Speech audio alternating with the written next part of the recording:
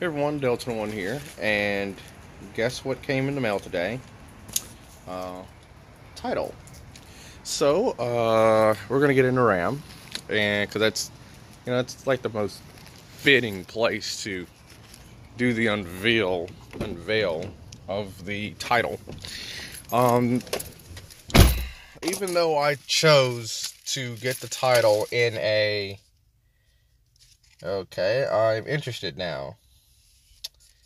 I have two titles. Really, I do. I have two. I have two titles. Um, we're gonna open both of them, obviously, and we're gonna see why I have two titles, and we're gonna see essentially what did we get.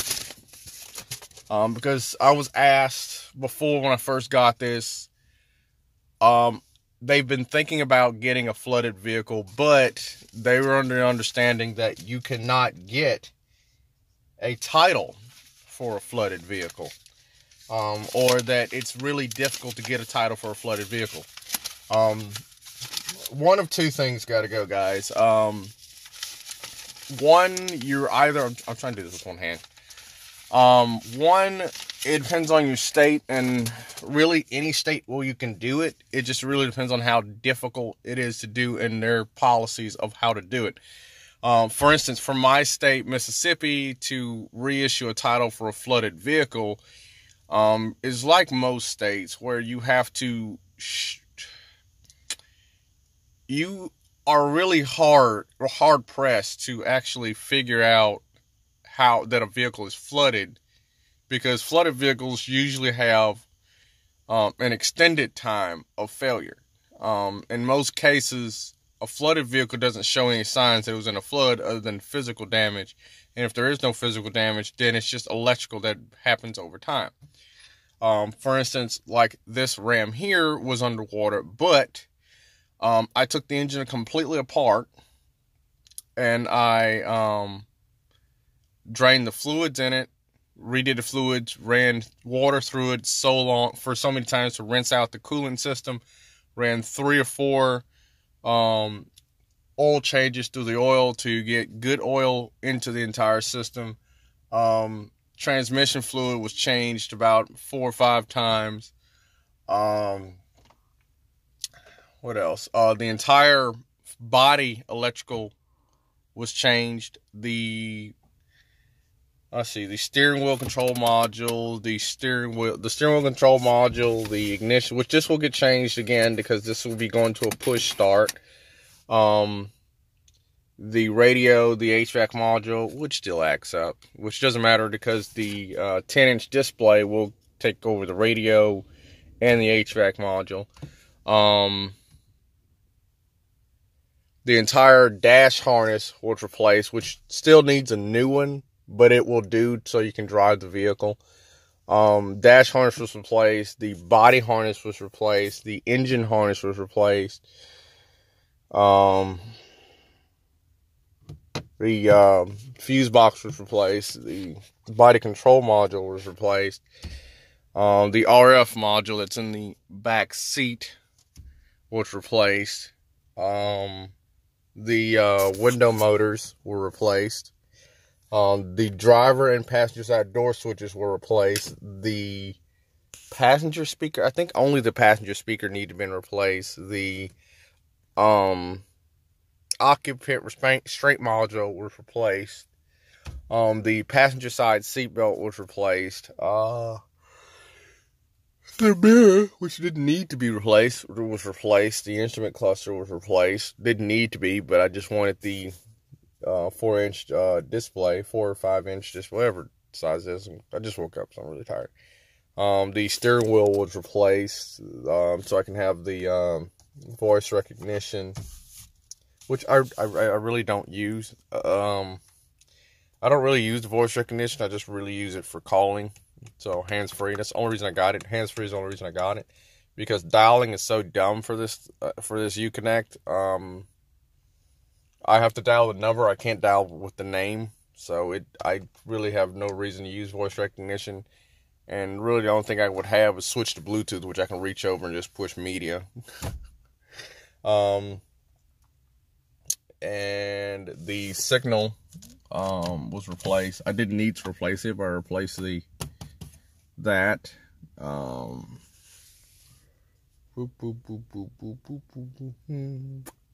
trying to think of anything else I replaced. Oh, the rear, the trailer connector plug or adapter was replaced. The windshield wiper module, or the windshield wiper motor was replaced. Well, no, it wasn't. No, it wasn't. It was fixed. It was jammed. I jammed it. So that was done. The wire harness that goes, I have a replacement, but I don't have it. I have a replacement, but I don't have it on the truck, an ABS module. I'm still using the original ABS module. What else is over there? The harness that goes over from the cab to the engine bay that connects all of the stuff on this side of the truck to this side of the truck, and the transmission, electronic power steering, and the ABS module, and something else. There's something else on that plug. I can't remember what it was. That also connects the truck to the body harness that goes all the way over here. That's all replaced. All the major body harnesses have been replaced on the truck. The harnesses that would give you an issue anyway. Only harnesses I have not replaced are the ones that would be underwater anyway, or would get wet anyway. And then you had the issue with, the only modules that I didn't replace electrically were the ABS, which again didn't have any water in it, no water intrusion. The electronic power steering, which didn't have any water intrusion. The transmission that did have water intrusion, but had no electrical issues. It functioned. It just didn't function properly because of the solenoids, which have been cleaned out for the most part anyway, and there is with that. But the only issue that you have is whether or not you can get a vehicle registered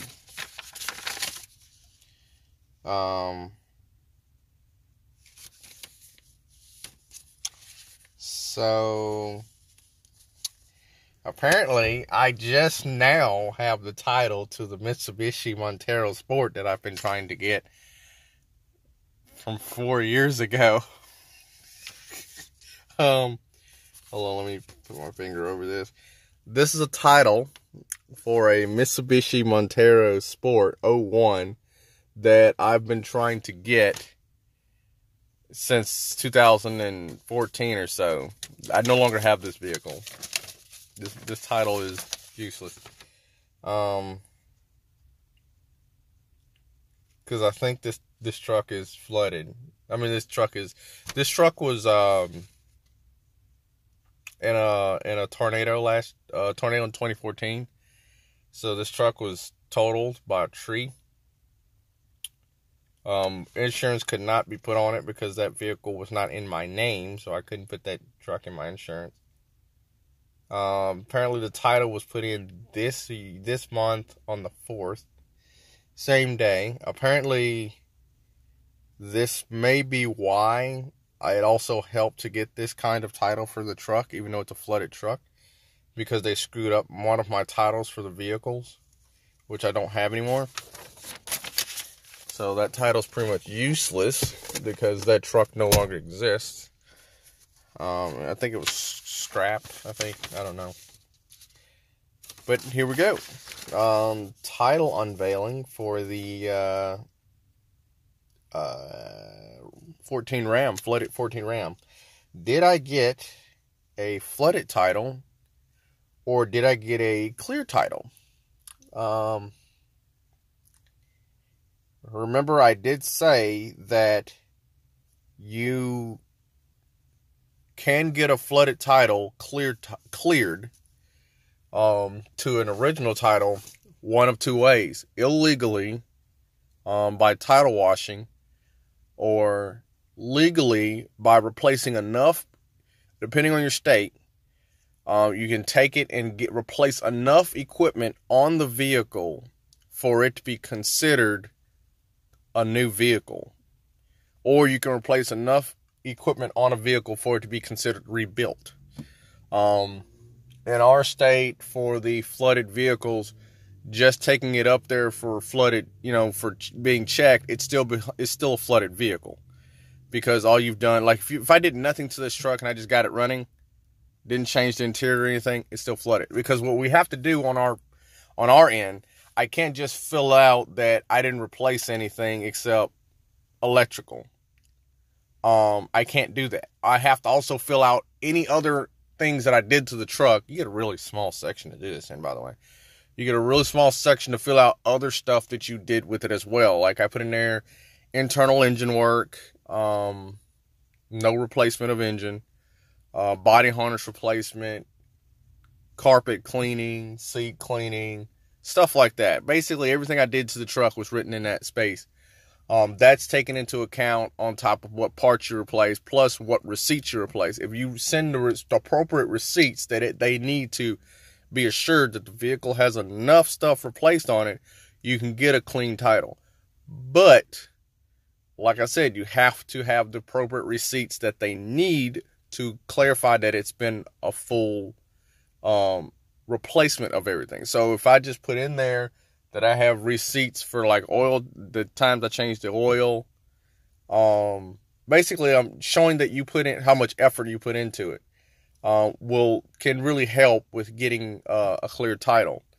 But also that same thing can help you get a rebuilt branded title, or in most cases, even if you can't get a clear title, it'll still be branded as flood because you didn't replace enough or the appropriate things that they wanted to see to get a clear title. Well, what I got, let's see if I can put my finger over anything else. What we got is a PK. Okay. We got a clear title. No brands. I don't know if you guys can see that or not. Clear title, no brands, original title. So this truck is officially a clear title with no lien. And she's all good to go now. And it's all because of the excessive crap that I had to go through to get it. Another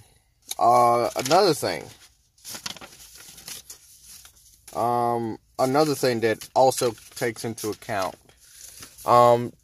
you also have to have this, I won't say rapport. It's also how you act when you go to get your title inspection. For my title inspection, when I had mine done, I really have never done a flooded vehicle before, so going up there, I had no idea what to replace, because again, they don't give you a list of any things you have to replace on a vehicle, especially when it's obvious when it's an accident. You know what they're going to look for. They're going to look at frame damage, body damage, and what you replace if it was stolen. But flooded vehicles, essentially most of the stuff, like 98% of everything you need to replace, is not in the section that gives you VIN numbers that you have to replace it with, because it's not recorded or it's not monitored. Except the airbags. If you replace the airbags, then yeah. I did not replace any airbags. I did not replace any kind of restraint system except the module, which the module is not part of the system, as it's an electrical component, not an actual airbag itself. So apparently I submitted the appropriate receipts, because I bought a lot of stuff for the truck, but only some of the stuff needed to be sent to the actual DMV or the revenue to actually be assessed to whether or not the vehicle, what kind of title the vehicle should have. So apparently, I think I sent in about 8 receipts. All of the main electrical, I think all of it was electrical. The main electrical, the receipts for the oil changes I did, the receipts for the head gasket stuff that I did, the exhaust, I think that was it. Yeah, I think that was all I had sent. And I was able to get a clear title because of the amount of the information that I sent in, which is pretty good. We're going to get out, and we're going to clamor in the joy that we now have our title.